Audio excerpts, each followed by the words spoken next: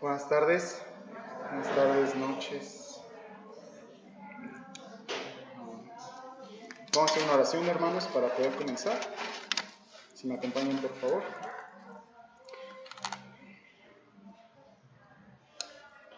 Amado Señor, te damos las gracias, Padre, por este día, Señor, en el cual conmemoramos tu pasión, Señor, en esta serie de días, Señor, en esta semana, en la cual tú nos permites, Señor, recordar, así como tú, así mismo has mandado, Señor, y mandaste a tu pueblo Israel, Señor, a que recordaran todo lo que habías hecho por ellos, Señor.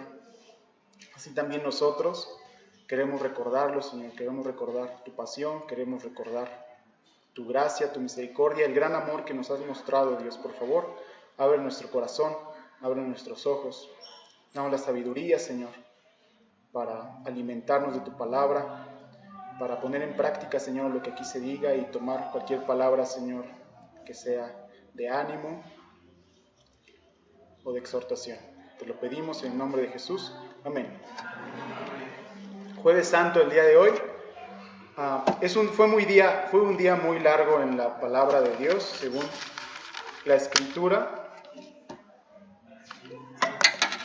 Los apóstoles prepararon la cena de la Pascua, también hubo la Santa Cena, el partimiento del pan, hubo una advertencia a Judas, hubo el lavamiento de pies, una advertencia hacia Pedro, se cantó un himno, oraron en el monte Getsemaní, se arrestó a Jesús, Pedro negó a Jesucristo y Jesús estuvo ante un concilio. Según algunos evangelios, esto puede cambiar un poco el orden, pero en esencia eso fue el día.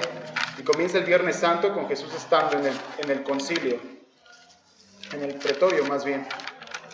Entonces es un día muy largo.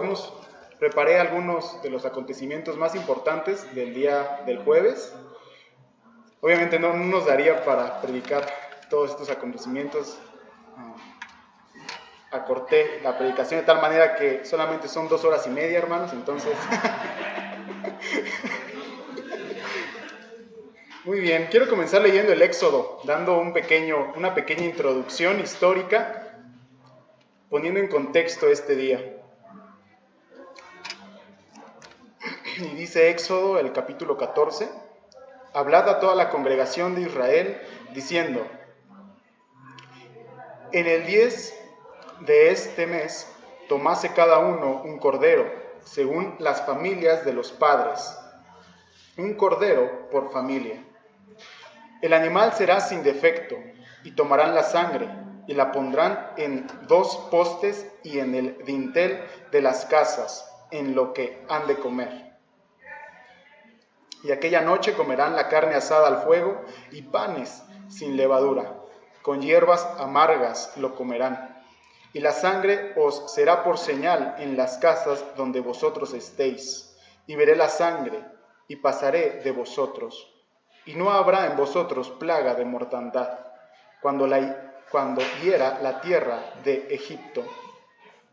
Y este día os será de memoria, y lo celebraréis como fiesta solemne para Jehová, durante vuestras generaciones. Por estatuto perpetuo lo celebraréis. Esto, hermanos, es lo que se le conoce como la Pascua judía, que es esta celebración, una celebración en la cual consiste de que el pueblo de Israel era esclavo de Egipto y Israel suplicó a Israel porque salieran de esta esclavitud, y Dios permitió esto mediante una saga de plagas,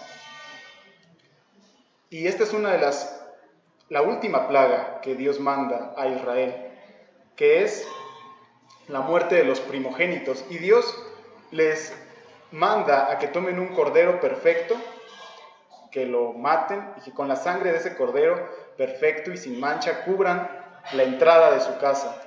Y así cuando el Espíritu de Dios pasara, esa sangre serviría por señal, y cualquier primogénito que habitase adentro no moriría.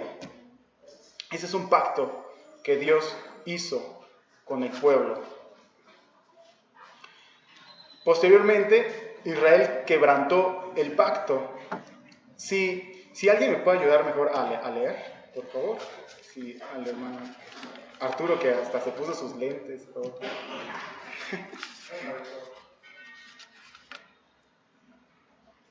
He aquí que vienen días, dice Jehová, en los cuales haré nuevo pacto con la casa de Israel y con la casa de Judá. No como el pacto que hice con sus padres el día que tomé su mano para sacarlos de la tierra de Egipto, porque ellos invalidaron mi pacto, aunque fui yo un marido para ellos, dice Jehová. Pero este es el pacto que haré con la casa de Israel después de aquellos días, dice Jehová. Daré mi ley en su mente y la escribiré en su corazón, y yo seré a ellos por Dios, y ellos me serán por pueblo. Ellos invalidaron mi pacto, fueron infieles ante mí. De hecho, hay un profeta al cual se le manda casarse con una prostituta y tener hijos con una prostituta. Y eso es increíble, porque uno no entendería el significado de ese acontecimiento si uno no lee toda la Biblia, si uno no lee que en realidad nosotros, siendo el pueblo de Dios, hemos sido infieles hacia Dios, nos hemos hecho prostitutas hacia Dios, y Dios nos tiene tanto amor que aún así nos tomó como mujer, como su novia, siendo la iglesia, y Él promete casarse con nosotros. Y aquí Israel está invalidando el pacto. En un primer momento Dios hizo un pacto con su pueblo. Este pacto consistía en sangre y pan sin levadura. Y en otro momento Dios, el pueblo de Israel, quebranta este pacto, quebranta el pacto que Dios hizo con ellos. Y sabemos que Dios es un Dios justo. Y en el pacto, cada vez que hay un pacto, se hace justicia de parte de Dios. Y para que haya justicia de parte de Dios, tiene que haber derramamiento de sangre. Y este derramamiento de sangre se ve en el cordero, un cordero perfecto, un cordero inocente. Esa es la esencia de la Pascua judía. La esencia de la Pascua judía es que un cordero inocente muere por el pueblo de Israel, y el pueblo de Israel sale esclavo de Egipto. El pueblo de Israel cruza el mar, Dios parte el mar y el pueblo de Israel pasa por el medio del mar, y después el apóstol Pablo dice que ese es como nuestro bautizo, que cada vez que nosotros seamos esclavos del pecado, así como Israel era esclavo de Egipto y pasó por el medio del mar, y cuando salió del mar Dios era su dueño, así también nosotros, siendo esclavos del pecado, nos sumergimos en el agua, salimos y ya no somos esclavos del pecado, ya somos esclavos de Dios. Eso significa el pacto que Dios ha hecho, y Dios también hizo con nosotros un pacto, y de eso se trata el día de hoy en esencia, la Pascua cristiana. Vamos a leer lo que nos dice Mateo, por favor. El primer día de la fiesta de los panes sin levadura, vinieron los discípulos a Jesús diciéndole: ¿Dónde quieres que preparemos para que coman la Pascua? Y él dijo: Id a la ciudad a cierto hombre y decidle: el maestro dice, mi tiempo está cerca, en tu casa celebraré la Pascua con mis discípulos. Cuando llegó la noche, se sentó a la mesa con los 12, y mientras comían, tomó Jesús el pan y lo bendijo y lo partió y dio a sus discípulos, y dijo: tomad, comed, esto es mi cuerpo. Y tomando la copa y habiendo dado gracias, les dio diciendo: bebed de ella todos, porque esta es mi sangre del nuevo pacto, que por muchos es derramada por remisión de los pecados. Y os digo que desde ahora no beberé más de este fruto de la vid hasta aquel día en que lo beba nuevo con vosotros en el reino de mi Padre.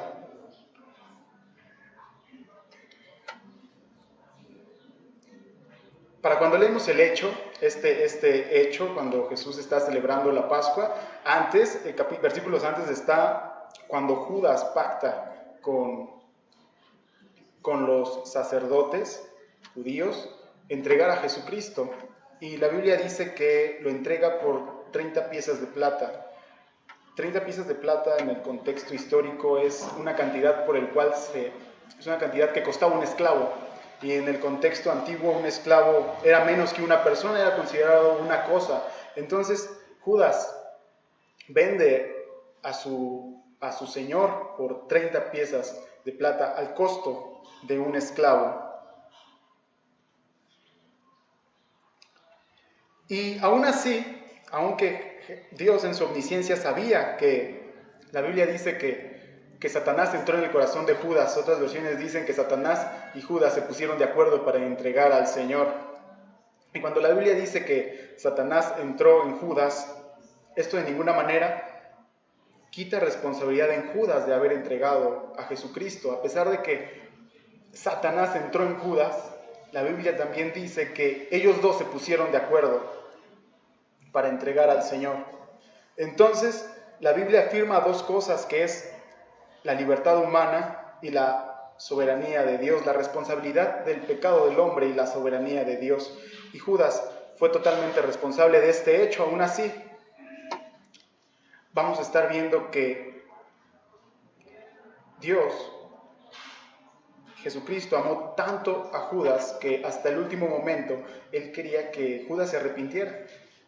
Él quería, el Señor Jesucristo, que Judas se arrepintiera libremente. De hecho, hay una parte en la palabra de Dios que no la pusimos por este tiempo, pero están en la mesa sentados y Jesucristo toma, y Jesucristo les dice: uno de ustedes me va a traicionar. Y dice la Escritura que todos los apóstoles se entristecen y le comienzan a preguntar: ¿acaso seré yo, Señor? ¿Acaso seré yo? Y Jesús dice: a quien yo entregar el pan mojado, ese es. Y Jesucristo toma el pan, lo remoja y se lo da a Judas. Dos cosas con respecto de ello. Se tenía la costumbre de que obviamente Jesús era el anfitrión de esa cena. Jesús era el anfitrión de la cena y Jesús seguramente se sentó al pie de la mesa. Y era tradición también que quien se sentara más cerca de la mesa era quien compartía ese mayor honor con Jesús. Y como la Biblia dice que Jesús se lo dio así directamente, no que se lo pasaron de mano en mano, sino que se lo dio así, se concluye que Judas estaba cerca de Jesucristo. Judas tenía un lugar de honor en la cena. Y también se acostumbraba de que el anfitrión preparara comida a su invitado más especial, a su invitado más honorable, a su mejor amigo. Y entonces Jesucristo toma el pan, lo moja y se lo da a Judas, en señal de que lo está honrando, en señal de que es un buen amigo suyo. Y lo sienta al lado de él, en señal también de que es alguien importante para Jesús. Jesús le muestra a Judas su gran amor, a pesar de que ya sabía que había pactado entregar a su Señor. Y continuando con la palabra, Jesús toma la Pascua con sus discípulos, porque Jesús, siendo judío, cumple la ley. La Biblia nos dice que Él no quebrantó ninguna parte de la ley y era estatuto perpetuo, como lo leímos anteriormente. Era un estatuto perpetuo celebrarla, y Jesucristo la celebra en ese momento. Jesucristo toma el pan y lo bendice, y también toma el vino y también lo bendice igualmente. Y dice que eso es su cuerpo y que eso es su sangre. La iglesia, yo creo que cuando nosotros, la mayoría de aquí salimos de la iglesia católica, y cuando salimos de la iglesia católica vemos tantas cosas diferentes aquí en la iglesia cristiana, que vemos que allá hacían mal y que aquí no hacen mal. Y una de las cosas que nosotros normalmente citamos, que se nos vienen a la mente, es precisamente que aquí no hay santos, que aquí no hay estatuas, que aquí no está María y no hay imágenes, y nosotros no tenemos una jerarquía profunda y tan alta que llega hasta el Papa, el sumo sacerdote. Y una de las herejías que a mí me causan más conflicto con la Iglesia Católica no es ni las imágenes ni la cuestión del Papa, sino esta es la mayor herejía del catolicismo, que es lo que ellos llaman la consubstanciación de Cristo. Y cuando ellos se refieren a la consubstanciación de Cristo, significa que cuando Jesucristo dice que esto era su pan y que eso era su sangre, realmente era su pan y realmente era su sangre, y cada vez que nosotros lo comemos, se nos es perdonado el pecado. Y eso es una gran herejía cuando entendemos que fue solamente un sacrificio el que hizo Jesús. Fue un sacrificio el que nosotros requerimos para que se nos perdonaran todos nuestros pecados. Y el catecismo dice que cada vez que se consume la carne y la sangre de Jesucristo, Jesucristo se sacrifica nuevamente. Es decir, que el catolicismo romano indica que Jesucristo se está continuamente sacrificando una y otra y otra y otra y otra vez, cuando la Biblia niega totalmente eso. La Biblia dice que solamente hubo un sacrificio, y Jesucristo dice de manera no literal que eso era su sangre y que eso era su carne, y que eso debía de ser como estatuto perpetuo. También dice que aquel es un mandato de Dios. De manera que nosotros ya no tenemos esa Pascua judía. Nosotros ya no tenemos que matar corderos y ya no tenemos que hacer nada de lo que indicaba la ley ceremonial judía. No tenemos que hacer nada. El sábado tampoco tenemos que cumplirlo, porque ese descanso que los judíos tienen por mandamiento, ahora nosotros lo tenemos en Jesucristo. Jesucristo es nuestro descanso. Jesucristo es nuestro sábado. De la misma manera, nosotros no tenemos una Pascua judía. Jesucristo es nuestra Pascua. Jesucristo es nuestro descanso. Jesucristo es nuestra Pascua. Jesucristo es el sacrificio que Dios ofreció. Asimismo, en olor flagrante. Y en esa misma mesa, Jesucristo les da un mandamiento que es lo que Él denominó el gran mandamiento, un mandamiento nuevo, lo que Él denominó un mandamiento nuevo, que es: ámense los unos a los otros, como yo mismo los he amado, así también ámense los unos a los otros. Y eso es muy curioso, porque Dios dice que es un mandato, que eso no es algo que si quieres, sino que eso es un mandato. Y a mí me causa, así a simple vista, un pequeño conflicto, porque cotidianamente en el mundo secular uno no puede ordenar a alguien que tenga un sentimiento. Uno puede ordenar a alguien acciones. Yo ordeno a mi hijo, por ejemplo, que vaya a la escuela, pero yo no puedo ordenar a mi hijo que disfrute la escuela, porque el disfrutar la escuela es un sentimiento, y yo no puedo ordenar a mi hijo que tenga un sentimiento. Simplemente le puedo ordenar que haga una acción, que es ir a la escuela. Y Jesucristo, siendo Dios, ordena lo que parece ser en el mundo un sentimiento, que es amar. Cuando nosotros preguntamos a alguien qué es el amor, la gente normalmente dice que es un sentimiento. Así empiezan las personas. Cuando preguntamos a las personas qué es el amor, las personas comienzan a describir un sentimiento que consiste como en una serie de mariposas en el estómago. Eso es el amor para ellos, un sentimiento agradable. Pero yo sé que Jesucristo no estaba loco, y Jesucristo ordenó amar. Entonces, si Jesucristo ordenó amar, tenemos dos opciones. O el amor es un sentimiento y Jesucristo estaba loco, o el amor realmente es una acción.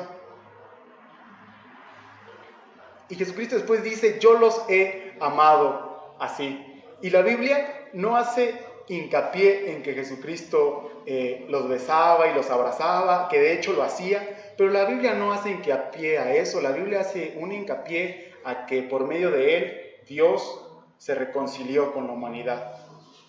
Entonces, el gran mandamiento, ámense los unos a los otros, consiste en una acción de parte del ser humano. El ser humano tiene por mandato amar a las personas, y el amar es una acción. Es una acción, nosotros tenemos que accionar. ¿En qué consiste esa acción? En cuidar, en proteger, en preocuparse por la otra persona. En eso consiste ese mandamiento que Dios nos dio. Y después tenemos un gran ejemplo de ese mandamiento, que se encuentra en Juan 13, por favor. Se levantó de la cena y se quitó su manto, y tomando una toalla se la ciñó. Luego puso a mano un lebrillo y comenzó a lavar los pies de los discípulos y enjuagarlos con la toalla con que estaba ceñido. Así que después que les hubo lavado los pies, tomó su manto, volvió a la mesa y les dijo: ¿Sabéis lo que os he hecho? Pues si yo, el Señor y el Maestro, he lavado vuestros pies, vosotros también debéis lavar los pies los unos a los otros. Entonces tenemos esta escena donde Jesucristo acaba de partir el pan con sus discípulos en este orden cronológico. Judas se puso de acuerdo con Satanás para entregar a Jesucristo por 30 monedas. Después de esto, al siguiente día, Jesucristo ordena a sus discípulos ir a ver a dónde iban a preparar la Pascua. Después, posteriormente, se celebra esta Pascua y Dios cambia el sentido totalmente. No cambia el sentido, explica el sentido. No es que Jesucristo haya cambiado el sentido de la Pascua judía, sino más bien explica el verdadero sentido de la Pascua judía, que es Él. Él es el verdadero sentido de la Pascua judía. Él es, dice Juan el Bautista, aquí viene el Cordero de Dios que ha quitado los pecados del mundo. Así se refiere a Jesucristo. Y después de esto, Jesús, habiendo comido y todo, se ciñe una toalla y dice: les voy a lavar los pies. Y está Pedro que dice: a mí no me lavarás los pies jamás, Señor. Y dice: si no te lavo los pies no tendrás parte conmigo. Y Pedro dice: entonces lávame todo. Muy extremo. Y dice Jesucristo: no necesitas que te lave todo, ya estás lavado, solamente tus pies. Anteriormente en Jerusalén era asfalto, no había pavimento, estaba lleno de tierra, por lo que las personas al caminar recurrentemente se solían empolvar los pies, y era una tradición que si tú llegabas a la casa de alguien, esa persona te lavaba los pies, y si esa persona era muy adinerada, tenía súbditos los cuales te lavaban los pies, porque era considerado un hecho servil, algo que solamente hacían las personas de muy bajo rango. Y los apóstoles están discutiendo acerca de quién es el mayor y de quién debería, ¿no?, de quedarse a cargo. Y Jesucristo tiene esta acción de lavarle los pies a sus discípulos, que es una acción de humildad. Aquí aprendemos la humildad que tiene Jesucristo al lavar los pies de los discípulos.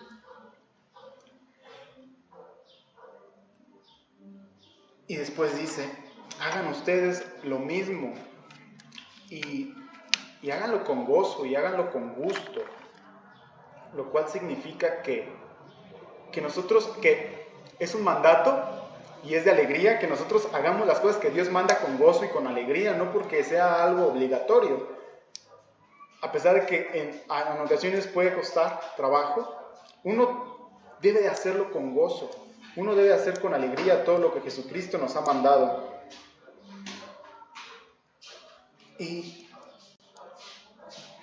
Pero Jesús dice: háganlo con gozo, háganlo con gozo. ¿Y cuál es la explicación detrás de esto?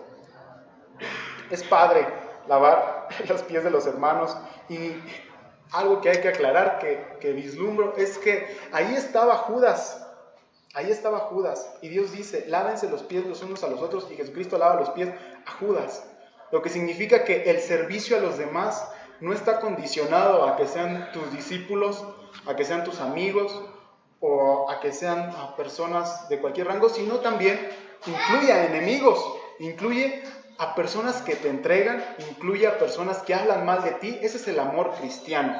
El amor cristiano es amar al enemigo, amar al prójimo, bendecirlo cuando te maldice. Y Jesús lava los pies a Judas, indicando que cuando Dios nos ordena esto, no lo está condicionando a nuestros amigos, sino lo está diciendo a todos, el prójimo, a todos. Y asimismo, nosotros en nuestro caminar cristiano, cuando aceptamos al Señor, Jesucristo nos dice que no necesitamos ser lavados varias veces, no necesitamos rebautizarnos y rebautizarnos y rebautizarnos, porque eso fue suficiente. Pero Jesucristo sí nos dice que a veces hay que limpiarnos los pies. No hay que bañarnos todos, sino que a veces hay que limpiarnos los pies. Y Jesús dice, tu hermano está para eso, tu hermano está para que te limpie los pies, tu prójimo está precisamente para indicarte lo que estás haciendo mal. Y cuando Él te indica lo que estás haciendo mal y te exhorta y te anima, es como si lavara tus pies. De manera que es una obligación que cuando nosotros vemos a un hermano caer en algún pecado o en alguna falta, nosotros nos debemos acercar con confianza al hermano y le debemos decir, creo que esto que estás haciendo no está bien. Y de la misma manera nosotros debemos de tener la humildad para aceptar eso. Y me cuesta mucho, siempre he dicho, cuando enseño acerca de la palabra, que enseñar sobre la palabra de Dios es como lanzar una piedra arriba, porque siempre nos cae. El que predica es al primero al que le cae la piedra. Pero Jesucristo así lo dijo. Y doy muchas gracias a Dios por permitirme hoy enseñar esta gran verdad. Y tener la humildad para recibir ese consejo cada vez que alguien se acerque a nosotros y nos diga que algo estamos haciendo mal, nosotros tener esa disposición, dejar que el hermano lave nuestros pies espirituales.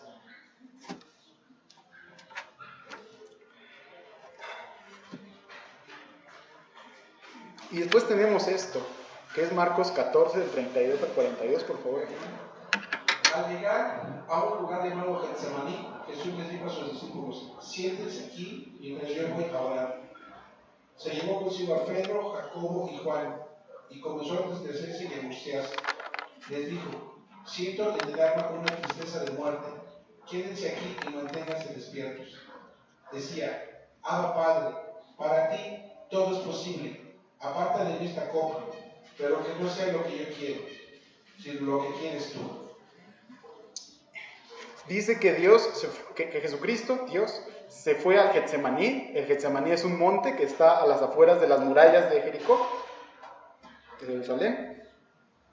Y ahí comenzó a orar y tomó a Pedro, a pesar de que anteriormente a Pedro, en esa cena, ya se le había dicho que iba a traicionar al Señor. Y él dijo, yo no te traicionaré jamás.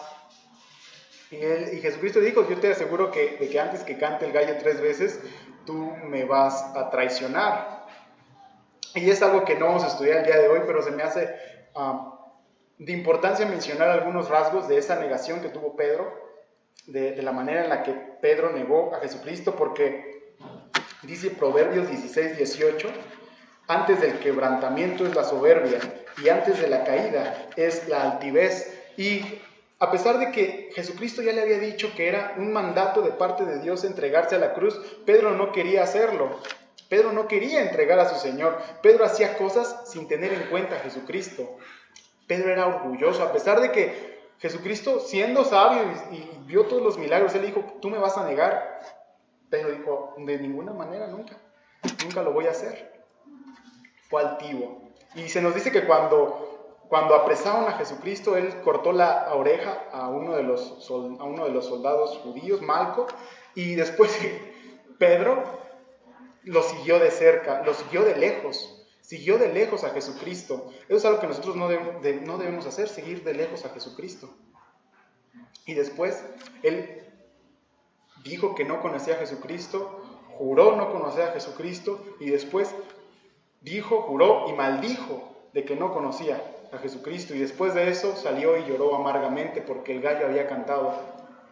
Y ahí se ve la diferencia en el actuar de Judas y la diferencia en el actuar de Pedro, porque mientras los dos negaron a Jesucristo, pero en Pedro hubo arrepentimiento y en Judas no. Judas solamente demostró un remordimiento fuerte, porque dice la Escritura que se suicidó. Pero el arrepentimiento no es un remordimiento fuerte. El arrepentimiento significa cambiar de parecer. Eso significa. El arrepentimiento no significa tener de nuevo un sentimiento, sino significa tener una acción, que es dejarlo de hacer. Si tú dices diariamente, Señor, me arrepiento por haber hecho esto, y uno sale y lo vuelve a hacer, uno no se arrepintió, uno tuvo un remordimiento. Y si uno llora y se tira al suelo, uno tuvo un remordimiento muy fuerte, pero no fue arrepentimiento. Para que haya arrepentimiento, uno debe de cambiar de parecer, y es lo que hizo Pedro. Pedro se arrepintió. y le pidió perdón a Jesús. Y Jesús lo puso, ¿verdad?, como cabeza de la iglesia. Jesucristo es la cabeza de la iglesia. Y después de esto vemos que Jesús tenía gran tristeza y les dijo a sus apóstoles: estoy muy triste, tengo una tristeza que siento que voy a morir. Así fueron las exactas palabras de Jesucristo.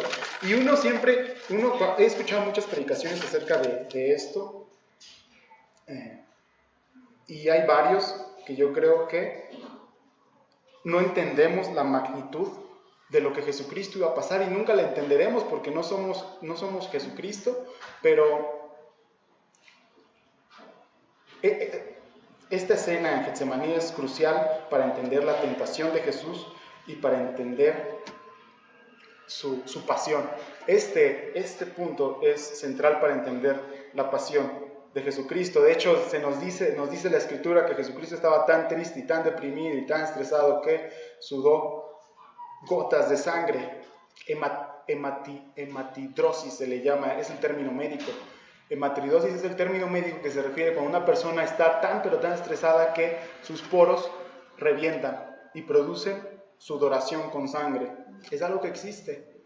Y Jesucristo lo tuvo, y era un síntoma de su depresión, era un síntoma de su tristeza, sudar sangre. Y uno dice, sí, Jesucristo sudó sangre por aquello de los clavos, y por aquello de la cruz, y por aquello de cargarla, pero realmente no. Es elemental el sufrimiento físico de Jesús para la expiación, pero creo que hay que ahondar más profundamente para entender esto. De hecho, les quiero contar una pequeña historia acerca de la iglesia primitiva. Allá en el 156 después de Cristo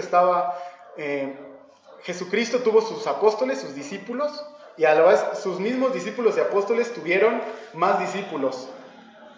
Uno de los discípulos de Juan se llamaba Policarpo. Policarpo era obispo de Esmirna. Y Policarpo un día estaba enseñando acerca de la Biblia en el 156 después de Cristo, estaba enseñando acerca de Jesucristo, y llegó el ejército romano y lo apresó y lo encerró. Y llegó el procónsul romano directamente con Policarpo y le dijo que eso era un delito, que eso era una falta grave. Antes a los cristianos se nos trataba como ateos porque el imperio romano tenía muchos dioses y los cristianos negaban a todos esos dioses. Entonces al cristianismo primitivo se le tenía como ateos, y tomaron a Policarpo y lo apresaron y le dijeron que lo iban a quemar vivo. Y Policarpo, él dice que él recuerda que días antes él estaba sentado en su casa y que le llegó la visión de que él moriría quemado. Y dice Policarpo que también escuchó una voz que le decía: sé un hombre. Policarpo tuvo esta imagen de que era quemado y escuchó la voz que le dijo: sé un hombre. De manera que el procónsul habló con Policarpo y le dijo: solamente tienes que negar la fe en Jesucristo y te vas a salvar.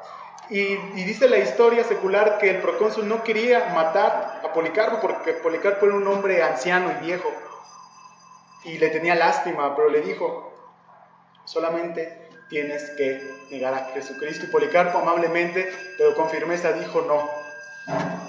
Y el procónsul le dijo: creo que no lo has entendido, allá afuera hay leones que están dispuestos a comerte, y tenemos el fuego y tenemos la madera, solamente tienes que negar la fe en Jesucristo. Y Policarpo firmemente, pero con amabilidad, volvió a indicar que no. De manera que trajeron la madera, iban a clavar a Policarpo sobre la estaca, porque así se tenía que hacer, se tenía que clavar a la persona, y Policarpo dijo que él no se movería, que solamente entonces bueno, lo ataron nada más, no lo clavaron y le encendieron fuego. Y la tradición dice que el fuego no tocó a Policarpo, y era tanta la desesperación de las personas que por fin alguien tomó un cuchillo y se lo clavó en el pecho. Y la tradición dice que salió tanta sangre del pecho de Policarpo que apagó el fuego, y Policarpo murió. Y todo eso solamente se hubiese evitado si Policarpo decía dos palabras, que era Kaiser Kyrios, que significa el César es el Señor. Y cuando le dijeron a Policarpo, di que el César es el Señor, Policarpo dijo, he caminado 84 años con Cristo y ninguno de esos días Él me ha negado a mí. Y yo no lo puedo negar el día de hoy. Jesus au Kyrios, Jesucristo es el Señor. Y Policarpo murió. Y la historia nos dice, la historia de la iglesia nos dice que hubo muchos mártires y a unos los crucificaron de cabeza, a otros los decapitaron, a otros les prendieron fuego, y la historia nos dice que cada uno de ellos fue y cargó su cruz con la cabeza en alto por el enorme privilegio de morir como el Señor, y cantaban himnos, a pesar de que iban a morir quemados y decapitados y crucificados, y vemos a Jesús que va a morir crucificado y lo vemos con miedo. ¿Por qué? ¿Por qué la historia nos dice que encontramos discípulos y seguidores de Cristo que no temieron y vemos a Jesucristo temer? La clave para entender la pasión de Jesucristo se encuentra en Jeremías 24, del 15 al 17, que dice, porque así me dijo Jehová, Dios de Israel, toma de mi mano la copa del vino de este furor, y da a beber de él a todas las naciones a las cuales yo te envío, y beberán, y temblarán, y enloquecerán, a causa de la espada que yo envío entre ellas. Y tomé la copa de la mano de Jehová, y di de beber a todas las naciones a las cuales me envió Jehová. Jesucristo tomó esta copa, y Dios habla de la copa de la ira de Dios en Isaías, y habla en Salmos, y habla en Jeremías, todo acerca de una copa. Y Jesucristo, estando en su pasión, dice, Señor, pasa de mí esta copa. La causa por la que Jesucristo sudó sangre no fue por el látigo, y no fue por la cruz, fue por la ira de Dios. Fue por sentir la ira de Dios, aquella persona que había estado en comunión perfecta con el Padre desde la eternidad. Ahora iba a vivir una separación de Dios. No solamente iba a vivir una separación, sino que Dios lo iba a castigar. Dios castigó a Jesucristo por el pecado de todos nosotros. Esa es la esencia de la Pascua. Esa es la esencia por la cual Jesús estaba triste. Es la esencia por la cual Jesús sangró, sudó sangre, por vivir, por la expectativa de saber que su Padre lo iba a abandonar y que iba a sufrir la ira de Dios. Y era una copa que tenía que tomar hasta el fondo. Y algo que nos deja como última enseñanza Jesucristo es que Él dice, pasa de mí esta copa, pero que no sea como yo digo, sino como tú lo dices. Increíble enseñanza. La enseñanza sencilla. Decir a Dios en nuestra oración nuestro deseo y pedirle a Dios, hágase tu voluntad. Porque la Biblia dice, Romanos 8, que todo lo que ocurre es para bien del creyente, y que nada nos podrá separar de su amor. Entonces, esta es la enseñanza del día de hoy. Muchas enseñanzas. Sobre todo recordar que eso se celebra el día de hoy. Esta semana no está hecha para salir de vacaciones, no está hecha